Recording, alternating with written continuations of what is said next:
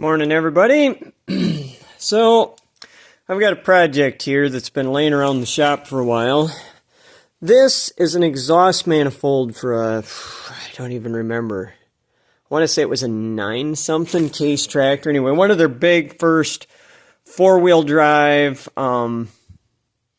type tractors. Anyway, it's a turbocharged 6-cylinder.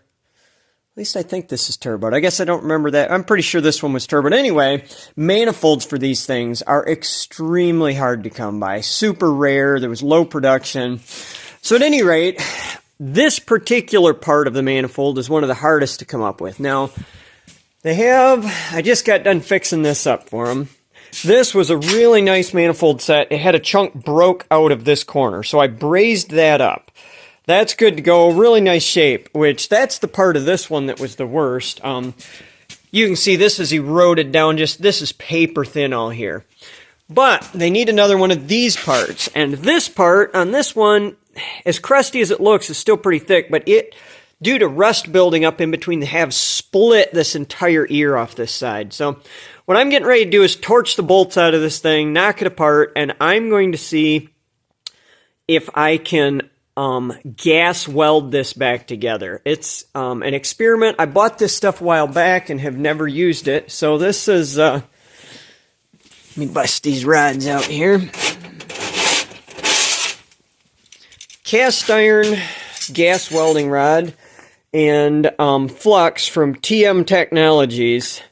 So what's supposed to be special about this is that I've heard of people gas welding cast iron by just chopping strips off from, old furnace doors and stuff. The problem with that is that there is, if I remember right, a lot of silica in iron normally, and that it creates crystals that produce brittleness if you try to just use iron. So what this is specially cast rod that is super low silica, if I remember right. That was their claim to fame with that. So anyways, just in case you were wondering, that flux and 4 rods is almost $90, so it's not cheap. But at any rate, I'm going to go ahead and blow the bolts out of this thing, torch it apart, and we're going to have a go at seeing if we can fix it.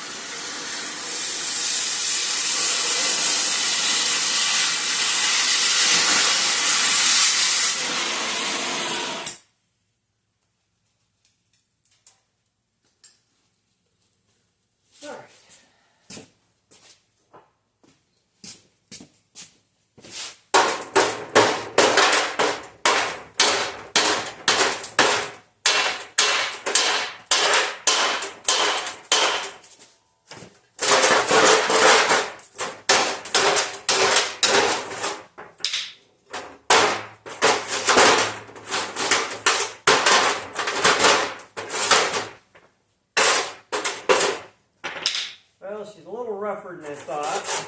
It broke up into the ports quite a ways. So alright, I've thrown, you can see the smaller piece laying down the bottom, bigger chunk there. I'm going to leave them in the wood stove for 15 minutes or so. Let them things cook off and get set up over here to try the welding process. Alright, so I have decided that we are going to work right on top of the wood stove because iron does not like temperature changes.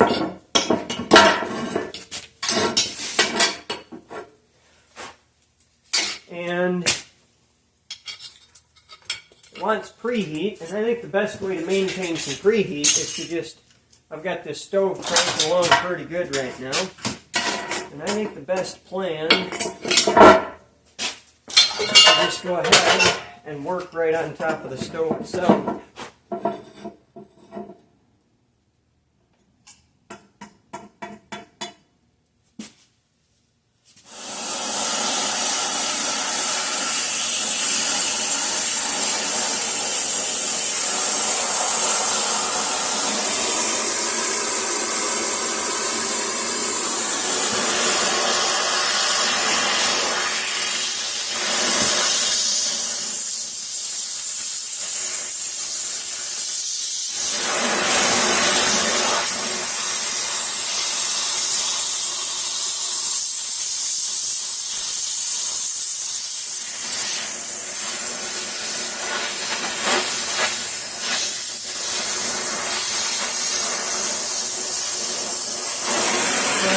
really wanting to do here is just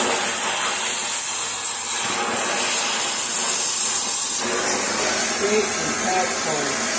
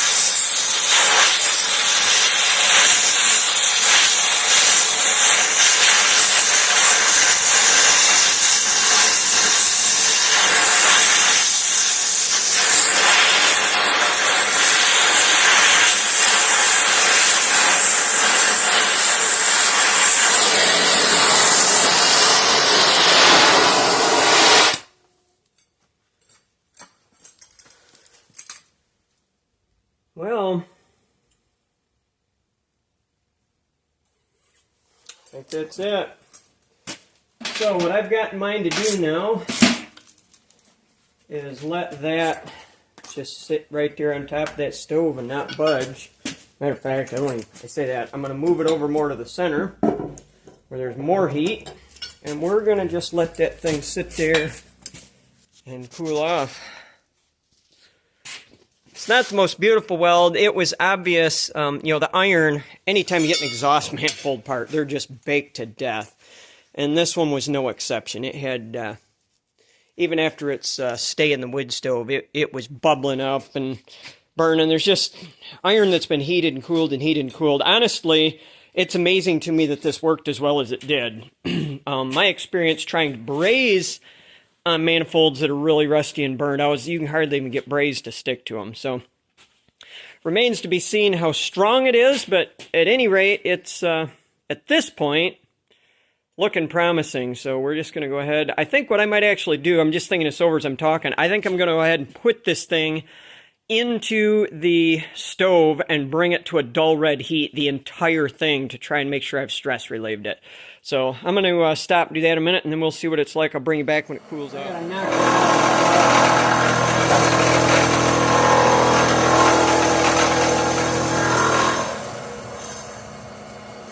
Buzz across that weld once and see what it does. It is cuttable, that's good news.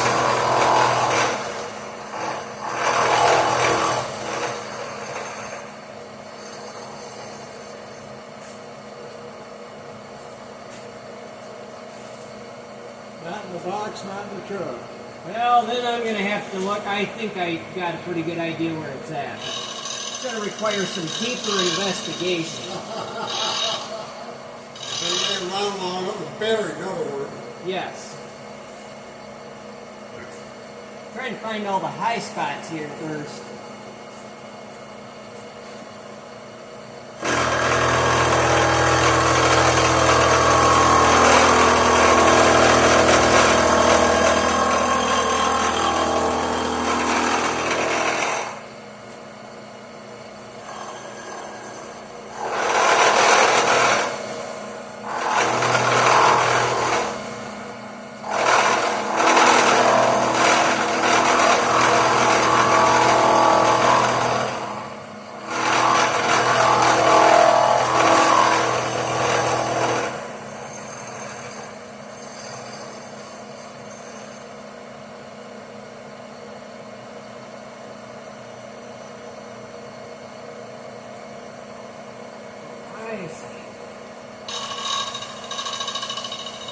Well, wasn't locked tight enough and propped up on it.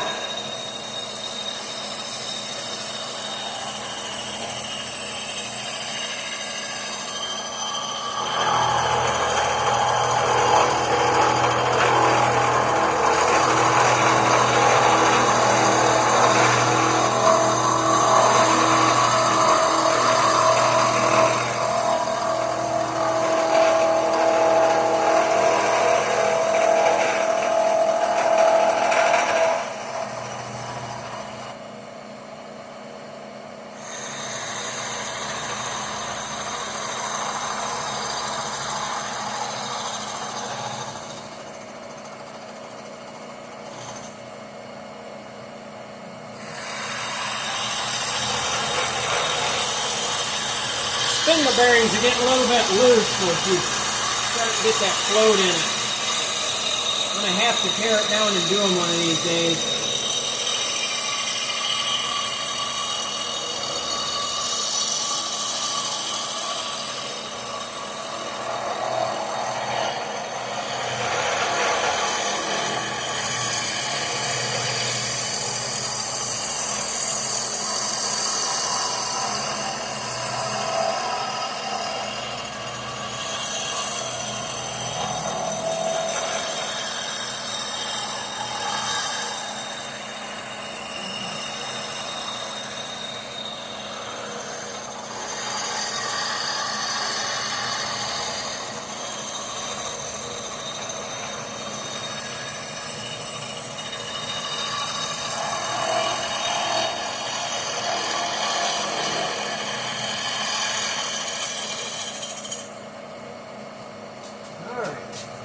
Good enough.